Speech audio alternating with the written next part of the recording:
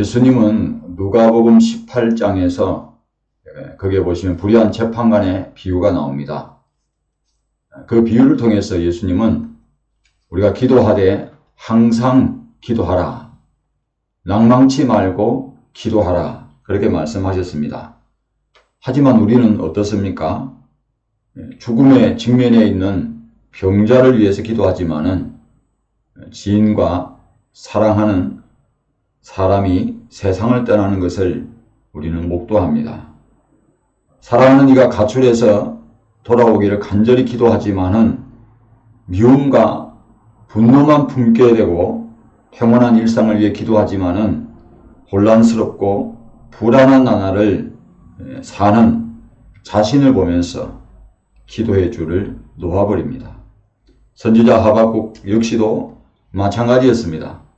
하박국은 세상의 악한 방식에 대해서 그들에게 염증을 느끼고 사람들이 선하게 살아가는 것을 위해 기도하지만은 세상 안에는 여전히 의인이 짓밟히고 악인의 강포가 가득한 것을 보면서 또 그리고 세상의 평화를 위해 기도하지만은 전쟁의 소문이 들리고 전쟁만을 경험하게 되고 관료들이 정말 깨끗하고 청렴하게 그들이 공직 생활을 기대하지만은 부정부패하고 진실한 목소리가 인정받기를 기대하지만은 진실한 목소리는 묻히고 거짓된 목소리가 커지는 것을 하박국은 목격하였습니다. 정의로운 재판을 기대하지만은 더는 재판에서 정의로운 법 집행을 기대할 수가 없습니다. 하나님의 뜻이 나타나기를 이 사회에 기도하지만은 하나님의 뜻과는 전혀 무관하게 살아가는 사람들을 봅니다. 하나님의 말씀을 받지만 그것을 자기 자신의 목적에 맞게 왜곡해서 듣는 이들이 선지자 시대에도 있었고 오늘날 우리 시대도 마찬가지입니다. 그래서 우리는 이런 것을 보면서 기도하다가 그만 지쳐갑니다. 범법하고 사기를 치고 속이며 살아가면서도 사회 내에서는 좋은 평판을 받는 이들을 본다면 우리는 기도하다가도 마음이 지쳐서 이제는 하나님 기도하고 싶지가 않습니다 하고 그 마음에 금이 가버립니다. 이런 일을 마주한 선지자 하박국과 우리는 하나님이 계시다면 아무것도 안 하시는 것 아닌가? 하나님 반감만 하고 계시는 것 아닙니까? 그런 생각이 듭니다. 하나님이 아예 기도를 듣지 않으신 것처럼 그렇게 생각이 듭니다. 또한 악인들은 하나님이 패배하신 것처럼 그렇게 인식할 것입니다. 그러나 선지자는 마치 출애굽하기 전 하나님의 친백성인 이스라엘이 애굽에서 바로의 폭정으로 학대당하고 있을 때처럼 하나님께서는 어떻게 하셨습니까? 다 보고 계셨고 그들의 신음소리를 다 듣고 계셨습니다. 다 알고 계셨습니다. 그런데 하나님이 그냥 보고만 계시고 듣고만 계시고 알고만 계셨습니까? 그것이 아니잖아요. 이제 나타내시고 행하셨습니다. 그런 것처럼 하나님께서는 이제 나타내시고 행하러 오신다는 것을 기도에 응답하신다는 것을 그가 본 환상을 통해서 선지자는 깨닫습니다. 그렇다고 한다면 그가 본 환상이 무엇입니까?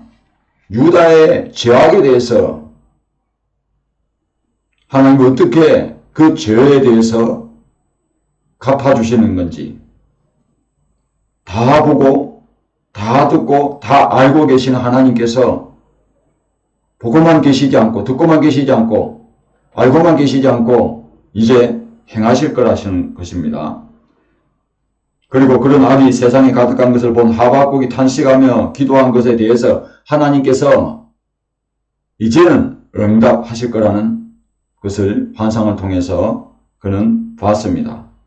이것은 또한 하나님께서 기도하다가 지쳐있는 우리에게도 동일하게 적용되는 말씀인 줄로 믿으시기를 바랍니다. 첫째로 하나님께서는 말씀을 통해서 공의를 바로 세우러 오십니다. 자, 본문 말씀이 3절에서 7절 말씀입니다. 선지자 하박국이 활동하던 당시 유다 사회는 혼돈한 사회였습니다. 여러분, 혼돈이란 무슨 뜻입니까? 마구마구 이게 뒤섞여 있어가지고 어느 것이 진실인지 어느 것이 거짓인지 분간이 안 가요. 갈피를 잡을 수가 없습니다. 바로 그런 상태를 말합니다. 태초에 하나님이 천지를 창조하시기 전에 땅이 어떻게 했다고 했어요? 혼돈했다고 그랬어요. 뒤죽박죽되어 있는 거예요. 질서가 안 잡혀 있는 거예요. 그런 혼돈 가운데 있었을 때에 하나님께서 어떻게 하셨습니까? 이 혼돈한 세상을 하나님께서 바로잡아 주셨잖아요. 자, 하박국 선지자가 목도하고 있는 이 사회도 혼돈 사회였어요. 자, 그가 말하는 혼돈은 여러분 미시파트라는 단어가 있습니다. 히브리어에. 그 단어의 진정한 뜻은 뭐냐? 공의입니다. 공의. 하나님의 공의. 이 하나님의 공의를 포기한 결과가 혼돈한 사회를 초래했습니다. 그 공의를 세우는 데에 토라, 곧 하나님의 말씀이 올바로 선포되어야 할 것을 이 하박국 선지자는 말씀하고 있습니다. 어떻게 알 수 있어요? 본문 3절 말씀을 통해서 우리는 알 수가 있습니다. 하나님께서 대만에서부터 오시며 거룩한 자가 바란 산에서부터 오신다 라는 이 말씀은, 여러분, 대만은 유대 남쪽과 에돔은 누가 족장입니까? 에돔 족장. 에서잖아요. 에서. 자, 그래서 세일에 바로 그것을 말하죠. 에돔의 땅에서 왔음을 의미합니다. 그리고 바란은 온 유다 남쪽에서 시내산까지 이어지는 광야 지역이에요. 세일과 시내산과 바란은 서로 인접해 있습니다. 이는 하나님께서 율법을 주신 것과 관련되어 있어요. 하박국 선지자는 하나님께서 주의 일을 부흥시키도록 시내산에서 그분의 백성에게 나타난 하나님의 영광스러운 모습을 곧 신현의 하나님의 나타나심에 호소합니다. 바로 이 시내산에서 이스라엘 백성에게 율법이 수여되었습니다. 십계명이 수여되었어요. 선지자는 이처럼 유다 사회가 공의를 포기한 결과 사회가 겁탈과 강포가 있고 소송거리가 북적거리고 변론과 분쟁이 있게 된 것이라고 1장 4절에 보면 말씀을 하고 있습니다. 유다 사회가 이처럼 하나님의 공의가 실종된 것은 본문 1장 4절 말씀에 보시듯 율법이 해이하고 정의가 전혀 시행되지 못한 것은 이는 악인이 의인을 애워쌌으므로 정의가 굳게 행하여지기 때문입니다. 라고 말씀하고 있어요. 그러니까 악인이 의인을 애워싸기 때문에 의인들이 의롭게 행하지를 못하도록 막고 있기 때문에, 애워싸서 누르고 억압하고 있기 때문에 어떻게 되겠어요? 의를 못 찾아보는 거죠. 세상에서, 사회에서. 오직 악인들만이 강포한 세상이 되어버린 겁니다. 이 공의는 하나님께서 언약 백성 이스라엘 사회를 향해서 하나님께서 명령하신 질서입니다.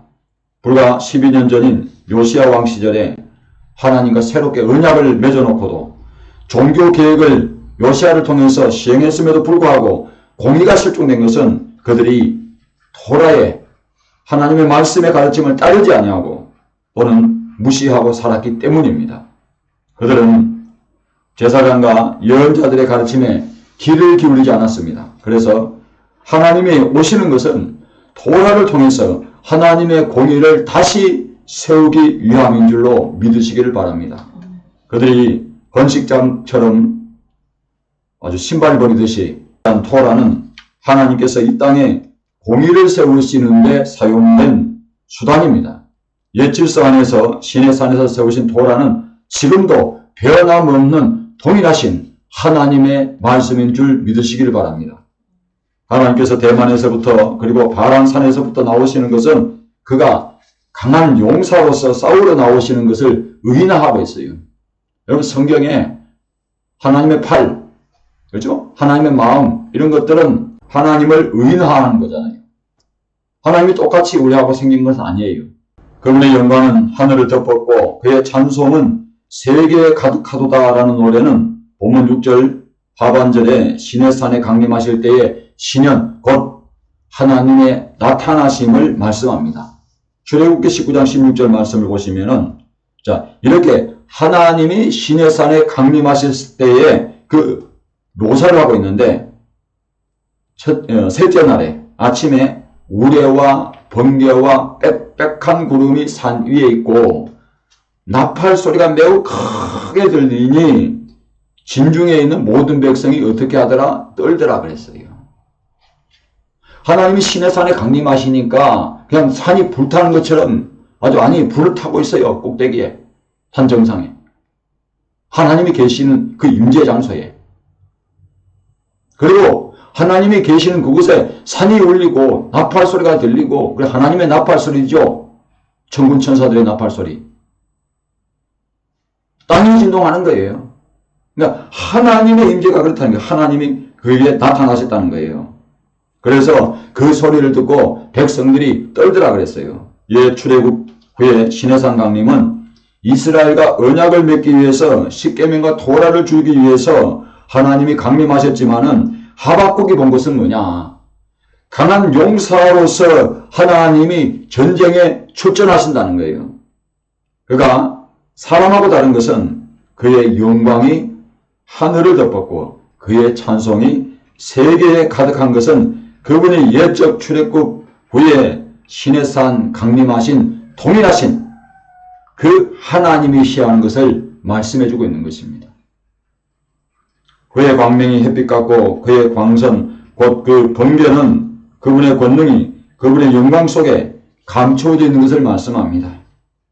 이것은 그분의 백성에게는 영광스러운 모습이지만 영광스러운 하나님이시지만은 그 모습을 본 이스라엘의 적들에게 하나님의 적들에게는 어떻게 합니까? 어떻게 보이겠어요? 끔찍한 일이 아닐 수가 없지요. 두려운 일이 아닐 수가 없지요.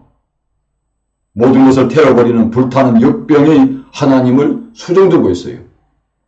그리고 본문 6절의 말씀은 그가 진군하실 때에 갑자기 멈춰서 모든 것을 보시는 그 눈길로 땅을 측량하니 온 지구가 떨더라. 영원한 산조차도 무너지지 않을 것 같은 영원한 산조차도 무궁할 것 같은 작은 산조차도 그분의 영광 앞에 엎드리는 것은 모든 열방이 하나님의 영광 앞에서 떨며 복종하게 될 것을 말씀하는 것입니다. 그래서 고산의 장막과 미디안 땅의 휘장은 이스라엘 백성의 대적들에 대해서 여호와께서 개입하여 싸우실 것을 말씀한 거예요. 마치 사사 기드온을 통해서 메소포타미아 왕 구산 미사다임의 손에서 미디안의 손에서 이스라엘을 구원하신 것처럼 하나님께서 이러한 이스라엘의 대적들과 싸우셔서 그들을 구원해 내실 것을 말씀한 것입니다. 따라서 하나님께서는 방관자처럼 아무것도 안 하신 것이 아니라 처음부터 백성들의 신음, 그들의 탄식 소리, 그들이 부르짖는 소리를 듣고 보고 하신 거예요. 마치 아군의 장수가 척후병을 보내가지고 적의 동태를 살피잖아요. 그런 후에 적진을 향해서 진군하는 것처럼 하나님께서는 여러분의 기도를 듣고 여러분의 처지를 보시고 여러분을 알고 계시는 거예요. 아멘. 그러므로 기도하다가 실망하지 마시기 바랍니다. 기도를 중단하지 마시기 바랍니다. 기도를 쉬지 마시고 기도줄을 다시 붙잡으시기를 주님의 이름으로 축복합니다. 둘째로 출애굽은 한 번으로 끝나지 않고 계속해서 일어날 것입니다. 그 말씀이 우리가 읽은 8절에서 11절 말씀입니다. 우리는 애굽에서 종살이하고 있는 이스라엘 백성을 출애굽하신 하나님을 어디서 만나요? 성경에서 만납니다. 하지만 어떻습니까? 그런 일은 아주 역사상에 이스라엘 히브리 민족에게만 일어났던 단 한 번의 사건으로 우리는 생각하기가 쉬워요. 출애굽 때에 자기 백성에게 일으켜주신 기적은 그리고 하나님의 인도는 단 한 번에 일어난 단회적 사건이라고 우리는 생각해버립니다. 그러한 일은 그러한 기적은 영적인 것으로 적용하는 데 그칩니다. 곧 우리를 죄에서 해방한 사건으로 해석합니다. 자, 만약 그렇다면은 우리를 죄에서 해방한 사건 또한 예수님 시대에 팔레스틴 땅에서 일어난 단회적인 사건으로 될 거예요. 물론 예수님의 십자가 사건은 단회적이지만 그로 인해서 죄인들에게 미치는 그 용서의 효과는, 그 십자가의 구속력은 단회적이지 않고 계속해서 가고 오는 세대에 적용될 거예요. 그러나 옛적에 일으키신 출애굽은 우리를 죄에서 구원하신 영적 사건만이 아니라 여러분 실제로 억압되고 속박된 채 살아가는, 그래서 하나님의 구원을 기다리는 우리에게 새 출애굽을 일으켜 주시는 줄로 믿으시기를 바랍니다. 그래서 가나안이 약속한 복을 누리는 땅이듯이 하나님께서 우리에게 약속하신 축복으로 인도해 주시는 줄로 믿으시기를 바랍니다. 본문 8절에서 11절 말씀은 예적 출애굽을 생각나게 합니다. 하나님께서 출애굽 후에 어떻게 하셨습니까? 홍해 바다를 육지처럼 가르신 것은, 요단강을 가르신 것은 물들로 말미암아 진노하는 것이 아니라는 거예요. 섞는 것이 아니라는 것입니다. 그것이 8절에서 말씀해 보시는 것처럼 주께서 타신 병거를 보아서 알 수가 있어요. 이 병거는 뭡니까? 자, 출애굽에 바로의 군대가, 특히 애굽왕 바로가 탔던 병거를 생각나게 합니다. 대조가 돼요.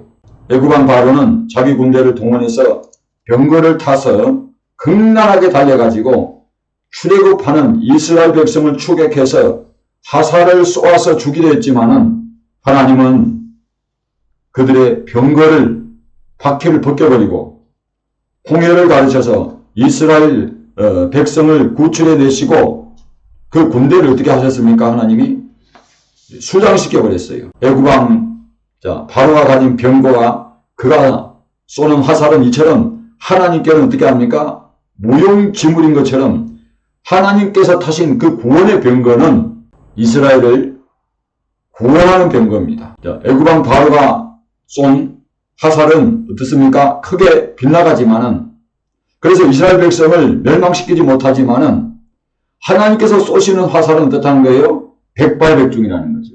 그래서 여기 여호와의 병거는 시편 68편 17절에 보시면은 하나님의 수천의 수만의 천사들을 가리켜요.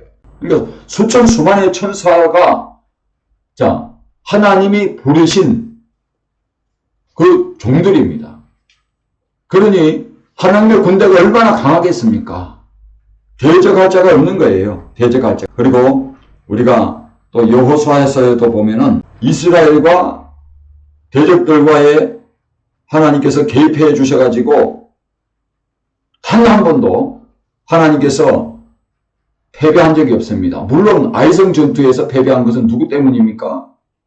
그렇죠. 하나님께 바쳐진 모든 전쟁을 다 해례말하고 다 바쳐진 건데 거기에는 하나라도 남김없이 다 불태워야 돼요. 하만의 죄, 여러분이 잘 알잖아요. 그것 때문에 실패했지만은 다시 회개하고 다시 전열을 가다듬고 해서 끝내는 결국은 정복하고 말았습니다. 그래서 이와 같은 이 하나님의 이 묘사는, 그렇죠, 하나님께서 공격을 하실 때, 여호와께서 적들을 공격하실 때에 주변국들이 뭡니까? 막 벌벌 떠는 거예요. 벌벌 떨어요. 여기 보면은 우리가 읽었잖아요. 그가 서신즉 땅이 진동하며 그가 보신즉 여러 나라가 전율하며 영원한 산이 무너지며 무궁한 작은 산이 엎드러지나니, 그렇게 말씀을 하고 있잖아요. 그리고 여기 보면은 구원의 병거를 모시니 강들을 분이 여기십니까 하고 주께서 활을 꺼내시고 화살을 바로 쏘셨나이다 하는데 산들이 주를 보고 흔들리며 창수가 넘치고 바다가 소리지르며 손을 높이 들었나이다. 이와 같은 것은 하나님께서 이제 광야에서 아말렉을 쳐서 무찌르신 것을 듣고 그들 주변국이 간담이 높고 두려웠던 것처럼 그렇게 될 것이라고 말씀하고 있는 거예요. 그래서 출애굽 때 이스라엘 백성과 함께 해주셨던 바로 그 하나님은 동일하게 우리를 억압에서 속박에서 벗어나게 해 주실 것을 말씀합니다. 사랑하는 성도 여러분, 지금 애타게 하나님의 구원을 기다리고 있습니까? 하나님께서 여러분의 삶에도 옛적 이스라엘 백성을 출애굽하여 주신 것처럼, 그래서 홍해가 마른 땅처럼 드러나고 이스라엘을 괴롭힌 대적 아말렉처럼 하나님께서 응답하여 주시기를 간절히 기다리고 있습니까? 여러분 억압하고 속박해서 그 굴레에서 벗어나지 못하는 것이 무엇이든지 간에 하나님께서는 새 출애굽을 여러분에게 일으켜 주실 것을 믿으시길 바랍니다. 그것을 해방하는 것이 사람이든지 마귀든지 간에 하나님께서 개입하여 주시면은 여러분을 대적하는 그 어떤 대적도 강한 용사이신 하나님을 막지 못해요. 말을 타시고 구원의 병거를 이끄시는 그 하나님이 한번 출전하면은 결국 막가 설 자도 없고요. 당해낼 자도 없어요. 여러분, 여기 보면 해와 달이 멈췄다 했잖아요. 여호수아 10장 12절에 보면 여호수아가 기도합니다. 해와 달이 멈추는 그런 기적이 일어나요. 하나님께서는 바로 이렇게 여러분의 기도에 응답할 것을 믿으시기를 바랍니다. 셋째로, 하나님께서는 여러분의 기도와 나라와 민족과 다른 이들을 위한 중보 기도를 통해서 반드시 승리할 거예요. 그것이 우리가 읽은 본문 12절에서 15절 말씀입니다. 자, 하나님께서는 자기 백성을 구원하시는데 하나님의 뜻을 이루는데 직접 일하실 때도 있지만은 어떻습니까? 사람을 들였으세요. 사람을. 옛적 이스라엘 백성을 구원하시려 하나님이 누구를 구원자로 보내셨어요? 모세. 그렇죠? 그러니까 하나님께서 기름을 부어서 이스라엘의 지도자인 모세, 여호수아, 다윗을 들여 쓰신 거예요. 자, 기름 부음을 받았다는 것은 성령으로 기름 부어져서 하나님께 구별되었다는 거예요. 거룩하게 성별되었음을 말씀한 것입니다. 성경은 기름 부음 받은 자를 특정한 사람만을 가리키지 않고 여호와께 성별된 백성에게도 적용합니다. 그 말씀이 우리가 시편 105편 15절 말씀이에요. 이르시기를 나의 기름 부음 받은 자를 손대지 말라, 나의 선지자들을 해하지 말라 하셨도다. 자, 이 문맥을 쭉 따라가 읽다 보면 누구를 가리킨 겁니까? 바로 성별된 이스라엘 백성들. 자, 따라서 왕이나 제사장이나 선지자가 성별되어서 기름 부음을 받은 것처럼 하나님께 성별되어서 하나님의 구원을 이루는데 하나님의 뜻을 온전히 드러내는데 하나님은 의인을 사용하는 줄 믿으시길 바랍니다. 우리의 구원을 위해서 중보자이신 메시아가 함께 하신 것처럼 하나님은 나라와 민족과 이 사회의 회복을 위해서 또 다른 이들의 구원과 그들을 위한 기도에 여러분을 사용하기를 원하십니다. 여러분의 기도가 얼마나 위력이 있는지 선지자 하박국의 기도를 통해서 알 수가 있어요. 자, 하박국이 살던 유다 땅은 여러분 앞서 살펴본 것처럼 온 땅이 악인들의 강포로 가득 찼어요.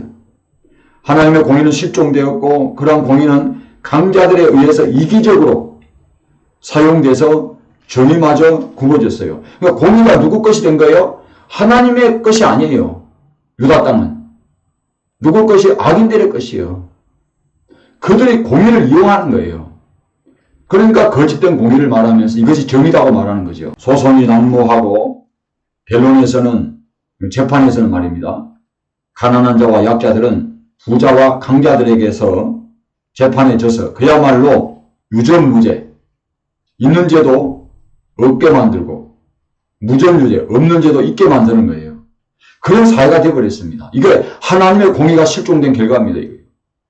일부 의인들이 남아있었지만은 사회를 위해서 계획을 부르짖었지만은 그들만의 힘으로는 역부족이었습니다. 얼마나 유다 땅이 타락했는지 보여주는 극명한 사례가 하박국 1장 14절에서 17절 말씀입니다. 주께서 어찌하여 사람을 바다의 고기 같게 하시며, 여러분 사람을 바다의 고기처럼 취급한 게 누굽니까? 악인들입니다. 악인들. 다스린 자 없는 벌레 같게 하시나이까. 그가 낚시로 모두 낚으며 그물로 잡으며 초망으로 모으고 그리고 기뻐하고 즐거워하여 그물에 제사하며 초망에 분향하오니 이는 그것을 힘입어 소득이 풍부하고 먹을 것이 풍성하게 됨이니이다. 그가 그물을 떨고는 계속하여 여러 나라를 무자비하게 멸망시키는 것이 옳으니까 하는 거예요. 여러분, 이 말을 들으면 무엇이 생각나요? 누구에게 적용돼야 된다라고 생각 안 됩니까? 제가 말은 안 하겠습니다. 악인이 사람을 고기 같게 한다는 것은 그 고기가 가리키는 것은 누구냐? 의인들이에요. 의인들. 하나님의 말씀을 따라서 정의롭게 공의롭게 살고자 하는 의인들을 말하는 것입니다. 다스리는 자는 여기 보면 정치 지도자, 통치자 말이잖아요. 다스리는 자가 없는 벌레 같게 한다는 말은 통치자는 있지만은 지도자는 있지만 이를 바로잡을 지도자는 있지만은 세워놨지만 오히려 그들도 타락하고 한 가지로 치우쳐서 불공정하고 정의롭지 못해서 의인이 벌레처럼 됐다는 겁니다. 이게 하박국의 탄식이에요. 지금 우리 사회도 그렇잖아요. 우리 교회도 그렇고요. 악인들은 세치해를 사용하여 정치적으로 의인을 사회적으로 매장하고 의인을 좌절시킵니다. 그러나 그들은 여기에 만족하지 않고 더 많은 의인들을 집어삼키려고 이제는 그물로 잡고 투망으로 모아서 즐거워하고 기뻐한다고 말씀하고 있습니다. 광장에서 수십만 수백만 명 모아가지고 그들의 세치해를 통해서 왜곡된 말씀과 굽어진 정의를 사람들에게 세뇌시킵니다. 그것이 하나님의 뜻이냐? 그렇게 해서 사람을 그릇된 길로 인도하는 거예요. 그런데 이렇게 하는 것은 그것이 자기들에게 뭐가 되니까? 이득이 되니까. 정치적으로 이득이 됩니다. 실제로 현금이 들어옵니다. 그들의 현금 창고가 쌓입니다. 그래서 자기들이 의인을 잡으러 던진 그물에 어떻게 합니까? 제사한다 그랬어요. 그 투망 앞에 분향한다는 것 그렇게 말하고 있어요. 그렇게 하는 행동이, 그렇게 하는 그런 악한 행실이, 그 투망이 의인을 잡으려는 그 도구가 결국은 뭡니까? 자기를 망치는 거예요. 신으로 섬긴다는 거예요. 그렇게 사회를 왜곡하고 변절시키고 타락하는 데 사용한 이 도구는 자기들에게 이득을 주고 부자가 되게 해주기 때문에 그것에 제사하고 분향하는 것은 마치 하나님처럼 본다는 거예요. 하나님처럼. 그게 하나님입니까? 그렇게 하고도 성이 차지 안 하는지 더 많은 의인을 납버려 자기 나라에 족하지 않고 더 많은 나라를 다니는 거예요. 더 다른 나라, 여러 나라를 다니는 겁니다. 다니면서마다 사회 정의를 굳게 하고 공의를 포기하게 만들려고 이 나라 저 나라에 가서 활동한다는 거예요. 그런데 그렇게 해서 얻은 열매는 뭐다? 나라를 파멸하고 멸망시키는 것입니다. 결국 마귀가 좋아하는 일을 하는 셈이 되는 것입니다. 선지자 하박국은 1장 13절에서 악인이 자기보다 의로운 사람을 삼키는데도 잠잠하십니까? 라고 하나님께 탄식하고 있어요. 선지자는 이러한 악을 본 후에 좌절하기보다는 하나님께 호소합니다. 자기의 기도는 힘이 없고 무력해서 하나님이 듣지 아니하는 것처럼 생각했지만은 하나님께서는 아무것도 안 하시고 방관만 하신 것처럼 생각했지만 이 하박국의 기도로 또한 의인들의 기도로 하나님께서 개입하시게 된 것입니다. 그래서 선지자의 중보기도는 주님의 진노를 바란 거예요.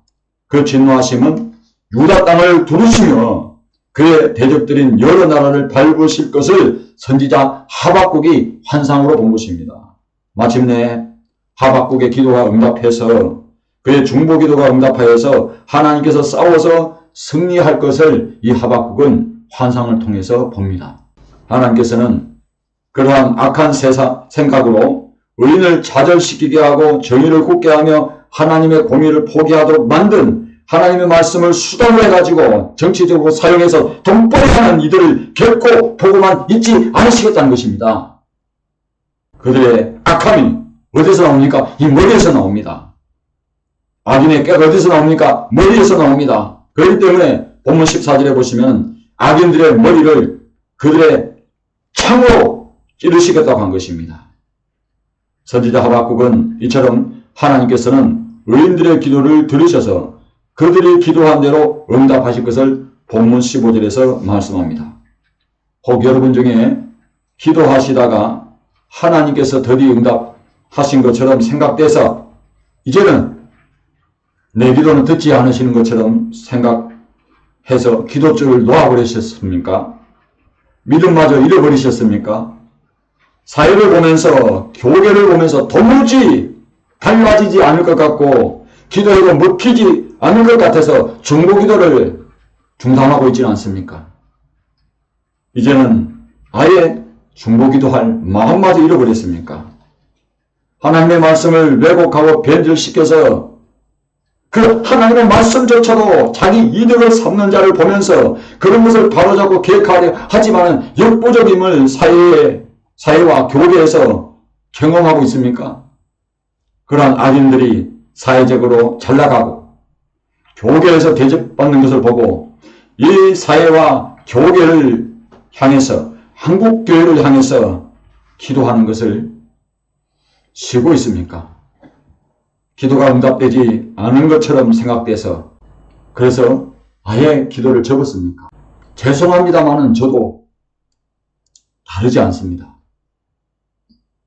아무리 부르짖고 아무리 외쳐도 바뀌지 않는 이 사회, 바뀌지 않는 교계, 헛된 것을 숭상하면서 자칭 선지자라는 자를 추앙하고 받드는 것을 보면서 눈물을 치고 가슴을 쳐도 변하지 않고 바뀌지 않아요.